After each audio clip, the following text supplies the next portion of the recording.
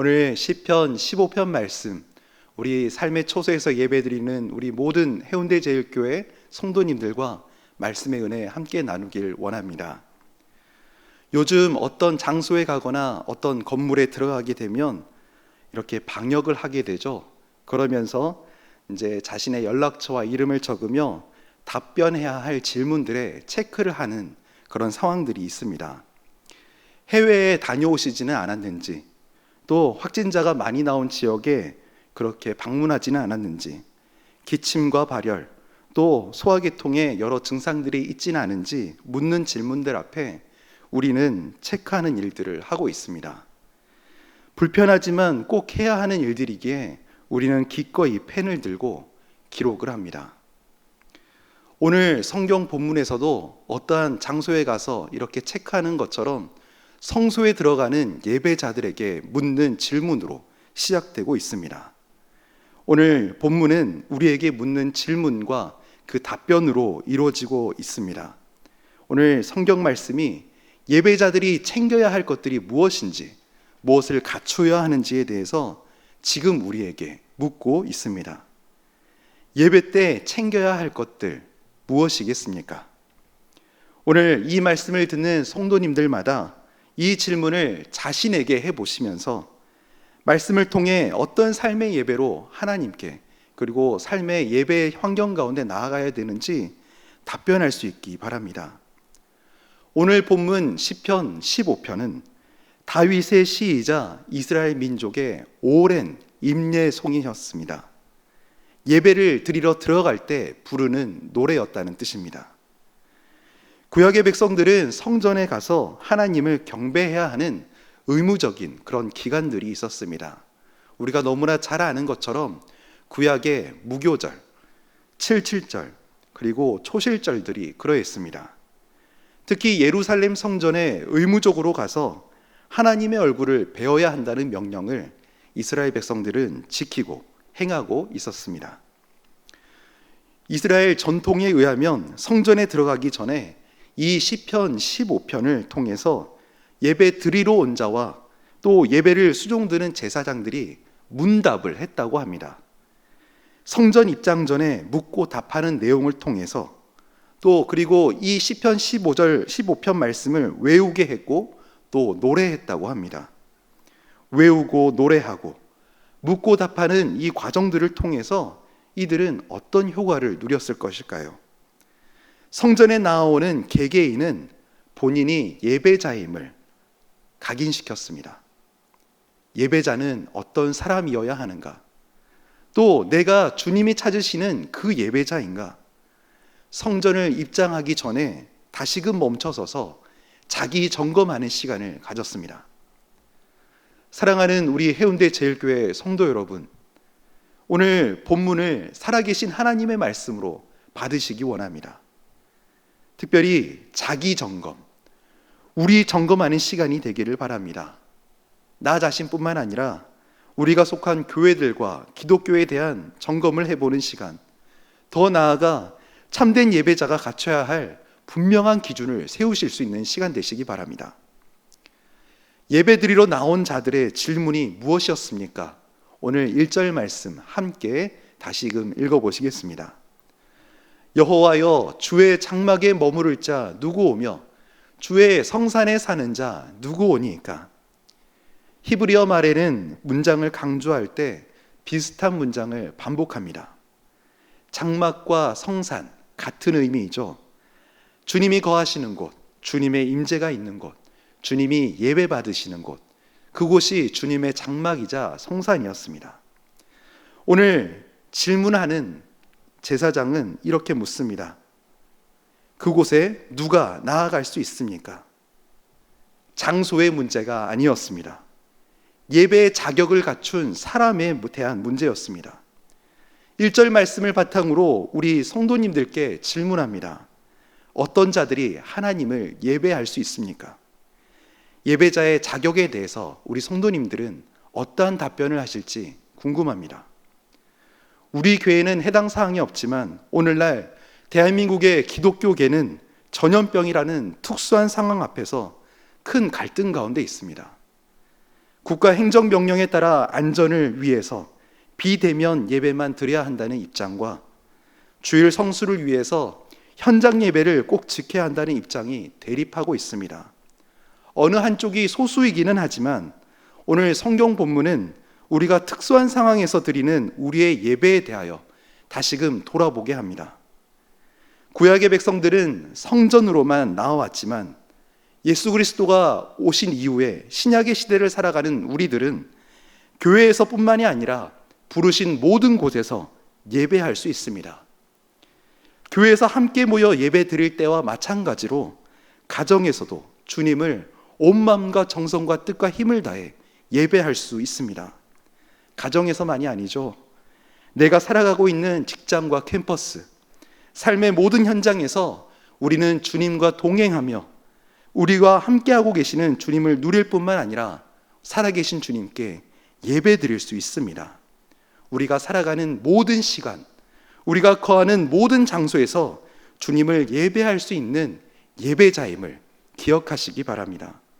사실 우리 모두는 같은 공간에서 공동체 의식을 가지고 함께 주님을 찬미하기를, 함께 말씀을 들으며 은혜 받는 예배에 대한 사모함을 가지고 있습니다. 이 힘든 때, 이 시기가 하루속히 지나가고 다시 함께 모여 예배드리는 날을 사모하면서 오늘 이곳 이 시간 부르신 곳에서의 예배를 소중히 하나님께 올려드리시기를 간절히 소망합니다. 다시 본문으로 돌아오겠습니다. 예배자의 자격을 묻는 질문에 제사장은 대답을 합니다. 2절에서 5절까지 말씀 내용으로 총 10가지를 설명하고 있습니다.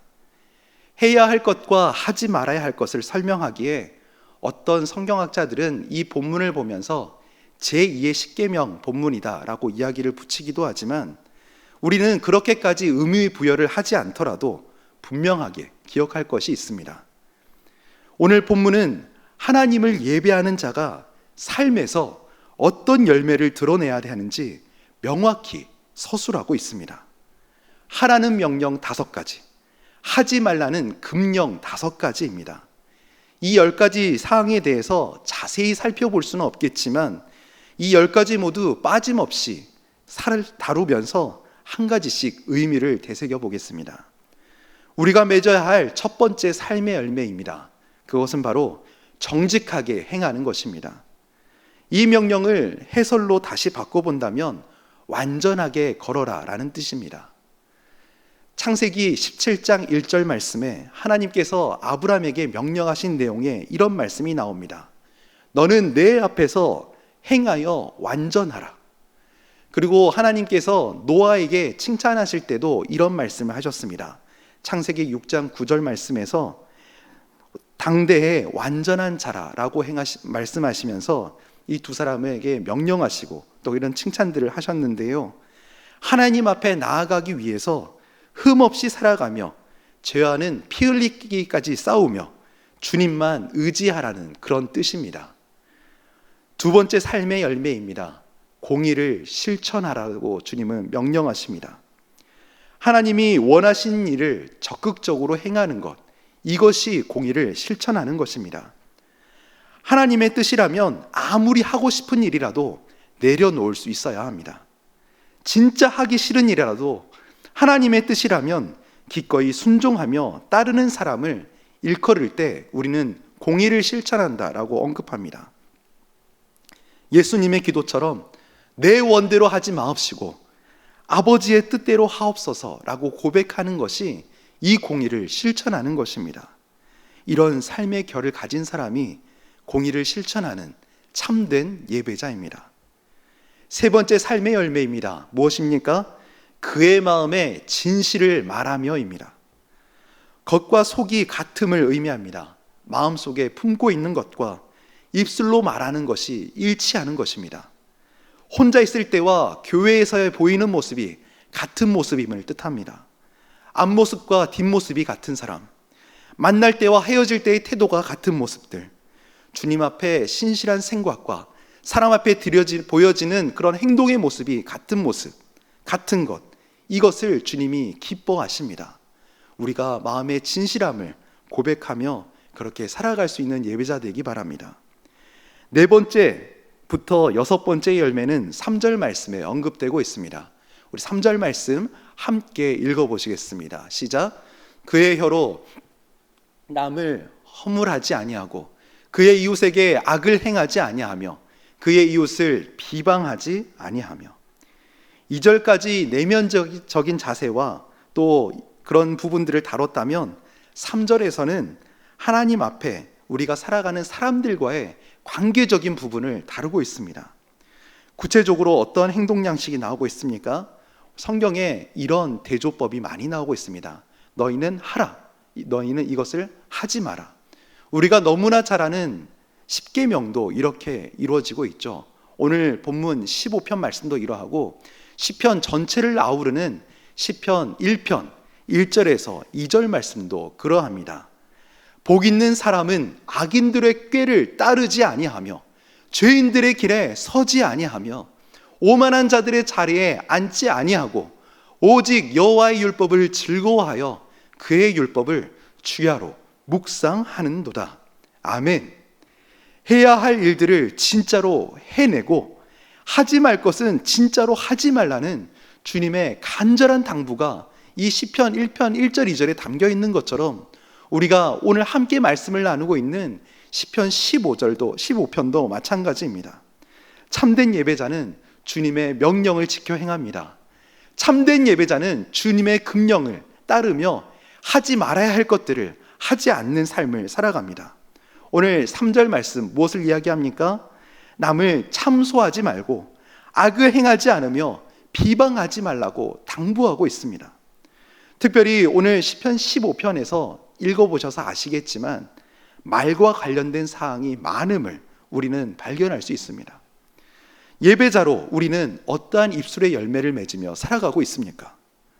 야고보의 표현대로 우리의 입에 단물과 쓴물이 같이 나오는 셈은 아닙니까? 우리의 입에 열매로 인하여서 나의 위신뿐만이 아니라 가정과 가문, 교회와 기독교 공동체, 심지어 하나님에 대해서도 부정적인 영향을 끼치기도 하고 긍정적인 영향을 끼칠 수도 있다는 사실, 이 파급력과 영향력을 다시금 중요하게 인식하시는 우리 성도님들 되시기 바랍니다. 7번째, 예배자가 맺어야 할 삶의 열매입니다. 무엇입니까? 같이 읽어보겠습니다. 그의 눈은 망령된 자를 멸시하며 여호와를 두려워하는 자들을 존대하며. 말의 뜻이 무엇이냐면 멸시할 수 있는 자와 존대할 수 있는 자를 구별하라는 것입니다. 이 말을 듣게 되면 말을 잘못 해석하게 되는 그런 우를 범할 수 있습니다.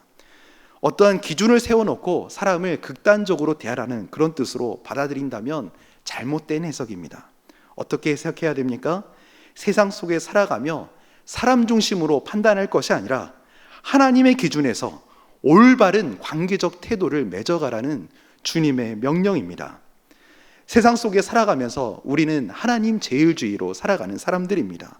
그런데 우리가 이런 세상을 살아가면서 나와 다른 사람들을 틀린 사람으로 여기지는 않습니까? 믿지 않는 불신자들에 대하여서는 우리는 어떠한 태도를 취하고 있습니까? 적대적이지는 않으셨습니까? 하나님의 관점과 시선에서 모두를 품지 못하고 나랑 같은 생각만 가진 사람들만을 수용하고 나와 다른 생각을 가진 사람들, 나와 다른 삶을 살아가는 이들에 대하여서 적대적으로 대하지는 않으셨습니까? 극과 극으로 치닫는 대한민국의 현실 속에서 믿음의 성도들인 우리를 통하여서 우리 대한민국 땅이 변화될 수 있기를 간절히 소망합니다. 대한민국 사회가 서로가 서로를 존중하며 진정으로 배려하며 가치 있게 여기는 하나님 관점에서 올바른 인간관계에 맺어가기를 간절히 소망해 봅니다. 이 문제를 놓고 소망이 소망으로 끝나지 않도록 우리 모든 성도님들이 이것을 문제로 여기고 하나님 앞에 이 문제를 올려드리면서 진짜로 기도할 수 있기 원합니다. 8번째, 참된 예배자가 맺어야 할 삶의 열매입니다. 무엇입니까? 그의 마음에 소원한 것은 해로울지라도 변하지 아니하며. 하나님께 소원한 것은 자신에게 해가 될지라도 반드시 그 약속을 지키는 사람, 이 모습을 가진 사람이 참된 예배자의 삶을 살아가는 사람입니다. 자기 이익보다 하나님을 향한 약속을 더 중요히 여기는 사람입니다. 어떤 약속들이 있을까요? 아마 이런 약속이지 않겠습니까? 주님, 나의 시간이 주님의 것이기에 기꺼이 오늘도 분주하고 바쁜 일상 속에서도 많은 일들과 타협하지 않고 따로 시간을 구별하여 아침에 구별된 큐티 시간을 갖고 또 기도의 시간, 예배의 시간을 지키기로 주님과 약속하며 오늘도 예배 가운데, 묵상의 시간 가운데 나아갑니다. 주님, 생명도 내가 누리는 물질도 주님 것이기에 기꺼이 오늘도 적은 물질이지만 이 헌금에 나의 마음과 정성과 뜻을 담아, 사랑을 담아 주님께 올려드립니다. 주님, 나 혼자 절대로 못 사는 인생이기에 하나님이 붙여주신 사람들, 나의 부모님, 나의 친척들, 나의 자녀, 셀가족들, 지인들, 나의 교우들을 사랑하고 섬기며 오늘도 그들을 위해 기도하겠습니다. 이런 약속들이었지 않겠습니까? 이 세 가지 외에도 우리 성도님들이 주님과의 약속 가운데 이렇게 소원한 내용들이 있을 것입니다. 예배드리러 나오실 때마다 놓쳐버린 주님과의 약속은 없는지 돌아보시며 예배 때마다 주님과의 약속을 신실히 지켜가시는 예배자 되시기 바랍니다. 마지막으로 살펴볼 것은 9번째, 10번째 삶의 열매입니다. 함께 읽겠습니다. 이자를 받으려고 돈을 꾸어주지 아니하며 뇌물을 받고 무죄한 자를 해하지 아니하는 자, 이러한 자가 주님이 기뻐하시는 참된 예배자입니다. 참된 예배자는 재정 문제로 인해서 공동체의 연합을 깨뜨리지 않습니다. 높은 이자를 취해 이웃을 착취하거나 학대하는 일을 행하지 않습니다. 또한 뇌물을 받고 공동체의 룰을 어기며 거짓 증언을 하는 악을 행하지도 않습니다. 주님이 찾으시는 진정한 예배자는 돈의 문제에 있어서도 주님 앞에 깨끗한 예배자로 나아갑니다. 공동체 안에서도 유익과 화합을 꿈꾸며 룰과 규칙들을 무너뜨리지 않고 하나님의 정의와 공의 또한 무너뜨리지 않는 삶을 살아가는 사람입니다. 오늘 말씀을 매듭짓습니다. 성도님들께 질문합니다. 믿음만 있으면 예배자의 조건을 다 갖춘 것입니까? 아닙니다. 주를 믿는 믿음에는 삶의 열매가 반드시 뒤따릅니다. 오늘 시편 15편 말씀을 통해 하나님은 우리의 삶의 예배를, 우리 삶의 열매들을 주님이 기뻐 받으시고 그것을 보신다고 말씀하십니다. 요한복음 15장 8절에서도 우리 예수님 말씀하십니다. 너희가 열매를 많이 맺으면 내 아버지께서 영광을 받으실 것이요 너희는 내 제자가 되리라. 아멘. 오늘 이 말씀 또한 기억하시면서 시편 15편 말씀을 마음속에 각인시키시면서 주님 앞에 아름답고 향기 나는 열매로 참된 예배자로 살아가시기를 간절히 바랍니다. 예수님의 당부처럼 삶의 열매를 통해 세상의 빛과 소금으로, 성실과 책임감으로 칭찬받는 예수님의 사람들 되시길, 그리스도의 편지와 향기로 주님이 찾으시는 그 예배자로 살아가시기를 간절히 축원합니다.